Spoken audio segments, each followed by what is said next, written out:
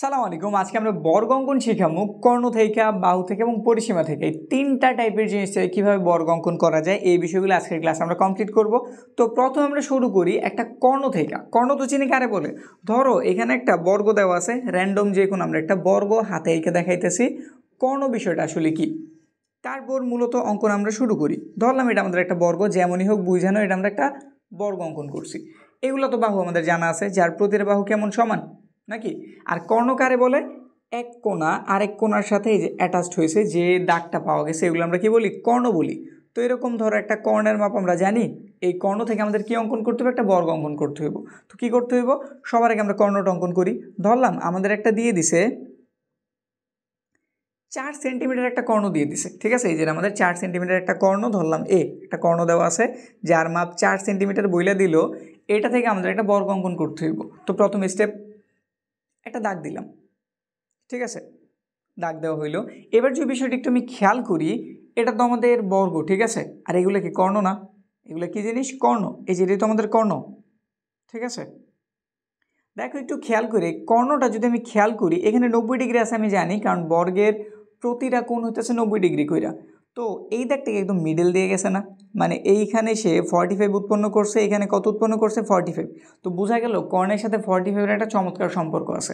তো আমরা এই জিনিসটা মাথায় রেখে কাজ শুরু করতেছি। যে কোনো একটা রশ্মি নিছি, ধরো নাম দিয়ে দিলাম আমরা যে কোনো রশ্মি ভিই। ভি থেকে প্রথম তুমি কর্ণ এর মাপ নাও, কাটা কম্পাস স্থাপন করো, এই মাথা পর্যন্ত মাপ নাও, কেটে নাও। এটা নাম দিয়ে দিলাম, ধরো আমরা ভিডি দিয়ে দিলাম। এখন এই ভি বিন্দুতে তুমি একটা 90 ডিগ্রি প্রথমে অঙ্কন করো। কত ডিগ্রি? 90 ডিগ্রি আঁকা আমরা পারি। এই যেখানটাতে বসাইলাম, নিজের সুবিধাজনক মাপ নিয়ে একটা বৃত্তচাপ দিলাম। যেখানে ছেদ করছো এখান থেকে আরেকটা দিলাম, 2টা হইলো। ছেদ করা অংশ থেকে আরেকটা দিলাম, 3টা হইলো। উপর একটা দিলাম, এখান থেকে বসায় এটার সাথে আরেকটা দিয়ে দিলাম। ব্যাস, এই 5 চাপে আমরা বর্গ অঙ্কন কমপ্লিট করলাম, 90 ডিগ্রি অঙ্কন কমপ্লিট করলাম। সাবধানে একটু দাগ দিয়ে দেই, দাগ দেওয়া হইল। কিন্তু আমাদের কর্ণের যে বিষয়টা, আমরা কর্ণ কেটে নিছি, কর্ণর সাথে কি 90 না 45 ডিগ্রির মূলত সম্পর্ক। তো এইখানে আমি এই যে 90 ডিগ্রি আঁকা হয়েছে এটার আমি সমদ্বিখণ্ডিত করতেছি, কারণ আমরা জানি 90-রে সমদ্বিখণ্ডিত করলে কত পাওয়া যায়? 45। তো এই জন্য এটা আমি অর্ধেক করতেছি, এখানটাতে বসাইলাম। এটার অর্ধেকের বেশি ব্যাসার্ধ নিছি, এখান থেকে একটা বৃত্তচাপ, এখান থেকে আরও একটা বৃত্তচাপ, তারা যেখানটাতে ছেদ করছে ওই বরাবর একটা দাগ দিয়ে দিলাম, বসাইলাম, একটা দাগ দিয়ে দিলাম, ঠিক আছে। এখন এইখানটাতে আমি যে 45 ডিগ্রি অঙ্কন করছি এটা আমি এই যে ডি বিন্দুতে অঙ্কন করতেছি। এখানে তো আমি 45 আঁকছি, যে এটা আমাদের 45 ডিগ্রি, এটা আমাদের কত? 45 ডিগ্রি। এখন এই কোণটা আমি ডি বিন্দুতে আঁকতে চাইতেছি। তো এর জন্য কী করতে হবে? কোণ আঁকার জন্য নিয়ম আমরা জানি, এই যে কাটা কম্পাসের কাটা এই বিন্দুতে স্থাপন করলাম, এইটুকের মাপ নিলাম, ডি বিন্দুতে বসাইলাম, দাগ দিয়ে দিলাম।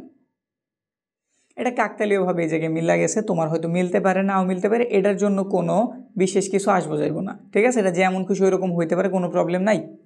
তারপরে মাঝের টুকের মাপ নাও, নেওয়া হইল, এখান থেকে বসাও একই জায়গা, কেটে নিলাম, এবার দাগ দিয়ে দাও, বসাইলাম ডিতে, দাগ দিয়ে দিলাম। তার একটা বিন্দুতে ছেদ করছে, এটা নাম তাইলে কি এ দিয়ে দেই, তাহলে এ ভি, এখানে এটা খালি সি প্রয়োজন। সহজ একটা কাজ করবা, বিতে বসাইবা, ভি এর পরিমাণ মাপ নিবা, ভি থেকে বসাই ভি এর পরিমাণ ব্যাসার্ধ নিচ্ছি, এই যে ভিতে বসাই ভি এর পরিমাণ ব্যাসার্ধ নিয়ে এই যে পাশে আছে তার বিপরীত পাশে একটা বৃত্তচাপ আঁকলাম, সেম মাপে ডিতে বসাইলাম, একই বৃত্তচাপ আঁকলাম, যাতে দুটো পরস্পর একটা বিন্দুতে ছেদ করে, এটা নাম দিয়ে দিলাম আমরা সি। এবার শুধু যোগ করবা, ভিসি যোগ করলাম, এদিক থেকে সিডিরও যোগ করে দিলাম, ব্যাস আমাদের আঁকা কমপ্লিট। এই যে এ ভি সি ডি এটা আমাদের একটা বর্গ, যেটা আমি কার মাধ্যমে আঁকছি? এই 4 সেন্টিমিটার কর্ণের হেল্প নিয়ে আঁকছি। এই যেটা আমাদের কয় সেন্টিমিটার? 4 সেন্টিমিটার, বুঝতে পারছি। তো আমরা কর্ণ থেকে কীভাবে বর্গ আঁকা লাগে এই বিষয়টা জানি। এবার বাহু থেকে কীভাবে বর্গ আঁকা লাগে এটা জানি। ধরো একটা বাহু দিয়ে আছে, এটা 4 সেন্টিমিটার।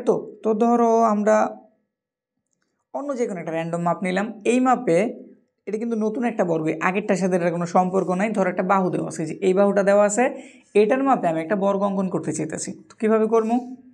এটা খুব সহজ, আশা রাখি তোমরা পারো, তাও দেখাই দিতেছি।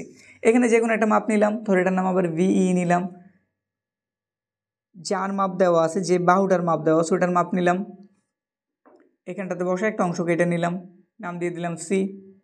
ভিসি এর ভি বিন্দুতে আমরা 90 ডিগ্রি অঙ্কন করতেছি। এখানেও কত ডিগ্রি? ওই আগের মতো 90 ডিগ্রি। এক চাপ, দুই চাপ, তিনটা, চারটা, ফাইনালি পাঁচটা। দাগ দিয়ে দিলেই আমাদের 90 ডিগ্রি আঁকা কমপ্লিট।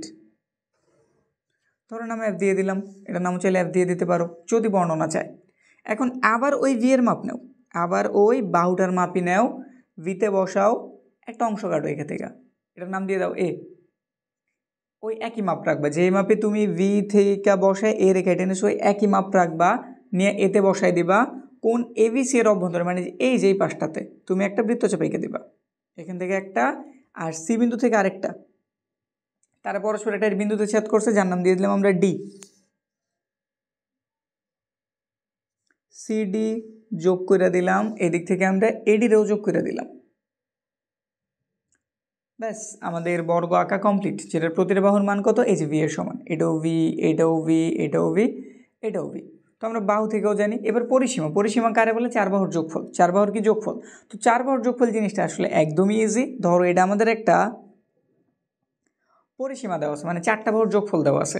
তাইলে এখানে যেহেতু চারটা বাহুর যোগফল দেওয়া আছে আর বর্গের প্রতিটা বাহুর সাইজ কেমন সমান, তাহলে তুমি এটা জাস্ট চারটা টুকরা করবা। কিভাবে করে?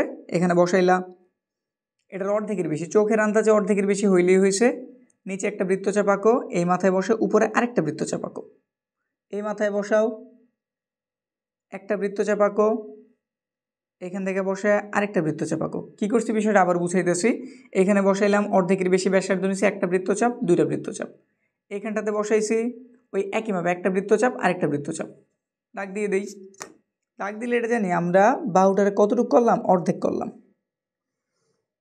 কিন্তু আমাদের তো চার টুকরা করতে হইব, তাহলে দুই টুকরার একটা টুকরা নিলাম, এটার আবার অর্ধেক করি সেম প্রসেসে। অর্ধেকের বেশি ব্যাসার্ধ নিলাম, এখানে একটা বৃত্তচাপ, নিচে একটা বৃত্তচাপ, এই মাথাতে এসে একটা বৃত্তচাপ আর একটা বৃত্তচাপ। দাগ দিয়ে দিলে আমাদের কাজ কমপ্লিট। যেখানটাতে বসাইলাম, সুন্দরভাবে স্থাপন করলাম, দাগ দিয়ে দিলাম। এই যে একটা টুকরা পাওয়া গেছে, ছোট্ট একটা টুকরা পাওয়া গেছে না?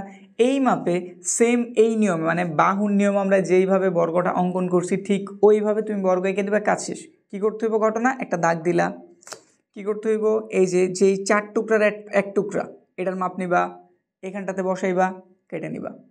এখানে একটা কত ডিগ্রি আঁকবা? 90 ডিগ্রি আঁকবা। আঁকো, এক চাপ, 2, 3, 4, 5, দাগ দিয়ে দিলেই কাজ শেষ। 90 ডিগ্রি আঁকা হয়ে গেছে।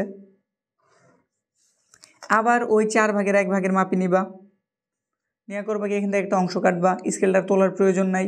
এই কাটা অংশতে বসায়া এই সামনে একটা বৃত্তচাপ আঁকো, এই বিন্দু থেকে আরেকটা বৃত্তচাপ আঁকো। এবার নামকরণ তুমি তোমার ইচ্ছা মতো করো, এটার নাম এ দিতে পারো, ভি দিতে পারো, সি দিতে পারো, ডি দিতে পারো। সবাই দাগ দিয়ে মিলাই দাও, তোমার বর্গ আঁকা কমপ্লিট। কিন্তু বুঝতে পারছি আমাদের এই তো ছিল এই কয়েকটা নিয়মেই বলতে পারি। এখানে দুইটা নিয়ম মূলত আমার শেখানোর উদ্দেশ্য ছিল, কর্ণ থেকে কিভাবে অঙ্কন করা লাগে আর বাহু থেকে। বাহুর নিয়মটাই মূলত পরিসীমার নিয়ম। পরিসীমার আসলে কী করতে হইব? তোমার চারটা টুকরা করতে হইব। কয়টা টুকরা করতে হইব? 4 টুকরা, তাইলে তুমি একটা বাহুর মান জানবা।